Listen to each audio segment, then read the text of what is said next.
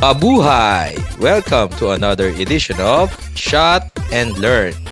Ngayong videong ito, pag-uusapan naman natin ang isa pang uri ng past tense sa Espanyol, ang preterito imperfecto.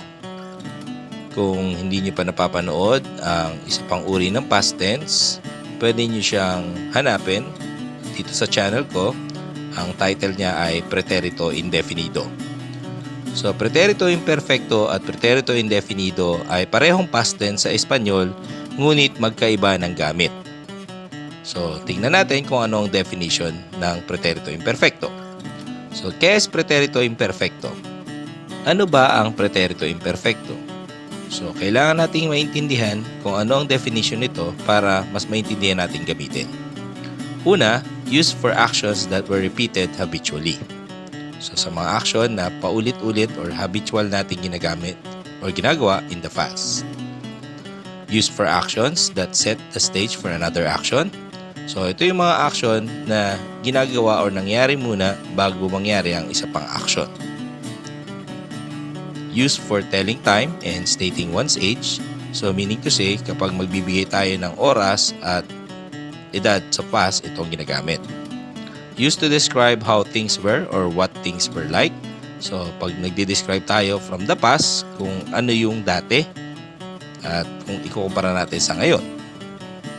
And also, the imperfect is used for past actions that are not seen as completed. So, meaning to say, pag ginamit natin ang preterito imperfecto, meron tayong idea ng past action, hindi natin alam kung kailan nagtapos o nagsimula. And of course, for preterito imperfecto, there will be a separate conjugation or new sets of conjugation for the verbs. So we have yo aba, tú abas, usted, él, ella aba, nosotros abamos, vosotros abáis, ustedes, ellos, and ellas aban for AR verbs. For ER and IR, they are the same. We have yo, ia, tú, ias, usted, él, ella, ia, nosotros, íamos, vosotros, iais, ustedes, ellos, and ellas, ian. And as you notice, for yo, usted, él, and ella, they are the same endings. For AR, we have aba. For ER and IR, we have ia. Now, let's understand the use of preterito imperfecto by looking at the definition and its example. So, used for actions that were repeated habitually. Ejemplo, we ate lunch together many times. Translation, almorzábamos juntos muchas veces. Next, every morning I used to walk through the park. Translation, todas las mañanas daba un paseo por el parque.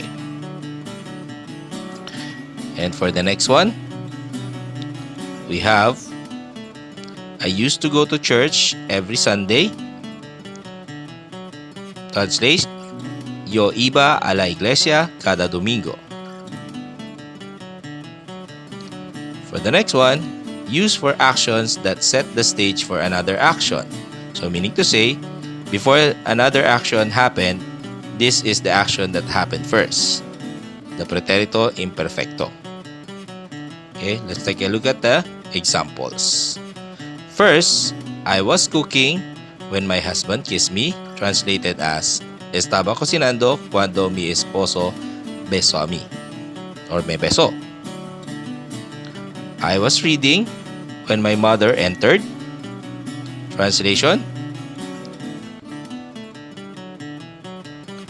yo leía cuando mi mamá entró. And the next one, while we were playing in the sand, our father swam. Translation, mientras jugábamos en la arena, nuestro padre nadó. Okay, next, I was going to the class when the phone or telephone rang. Iba a la clase cuando el teléfono sonó. And for the last, she was running when it rained. Translate, ella corría cuando llovió. Next use of pretérito imperfecto is used for telling time and stating one's age in the past.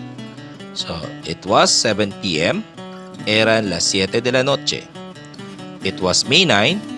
Era el 9 de mayo. My mother was 80 years old.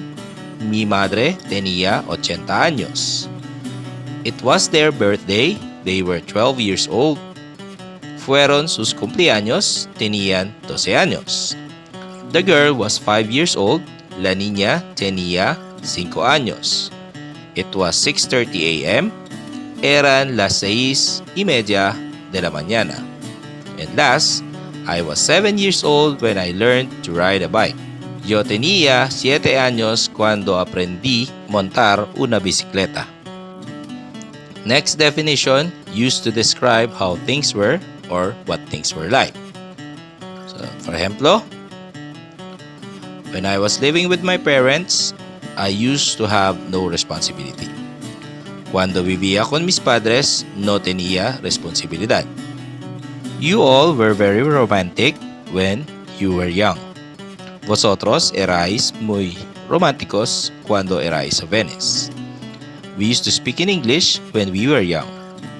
Nosotros hablábamos en inglés cuando éramos jóvenes. Alex was naughty when he was young. Alex era travieso cuando era joven. Lastly, she was single when I met her. Translation: ella era soltera cuando yo la conocí. Now, of course, if there are regular verbs, there are also irregular verbs in Español for pretérito imperfecto. Now, take note of these 3 verbs, ser, ir, and ver, which means to be, to go, and to see. These are the only irregular verbs for pretérito imperfecto. So, they are conjugated as follows. For ser, era, eras, era, éramos, erais, eran. Ir, iba, ibas, iba, ibamos, ibais, iban. And for ver, veía, veías, veía, veíamos, veíais, veían. Ngayon naman, para mas maintindihan natin or ma-identify natin ang paggamit ng pretérito imperfecto, meron tayong tinatawag na time markers. We have a menudo, often, a veces, sometimes, cada día, every day, cada semana, every week, cada mes, every month, cada año, every year, con frecuencia, frequently, de vez en cuando, from time to time, en aquella época, at that time, frecuentemente, frequently, generalmente, usually. Also to add, we have muchas veces, many times, mucho, a lot, nunca, never, por un rato, for a while, siempre, always, tantas veces, so many times, todas las mañanas, every week, todos los días, every day, todo el tiempo, all the time, varias veces, several times. So as you can see, all or most of these time markers don't have a specific beginning or ending. Normally, they might give you an idea of habitual time frame. Okay, so I hope nakatulong ang videong ito sa pag-aaral ninyo ng Espanyol. At huwag niyong kalimutang mag-like, subscribe, and share nyo na rin sa mga kakilala ninyo na gustong mag-aral ng Espanyol. At mag-practice din tayo ng paggawa ng sentences. So please leave your comments below with your sample sentence or sentences. At para mapanood nyo naman ang discussion tungkol sa pretérito indefinido na isa pang uri ng past tense or ang paggamit ng past tense sa Espanyol, i-click nyo lang ang link dito sa videong ito. Okay? And always remember, you will not achieve anything if you don't give it a shot. Adios! Salud!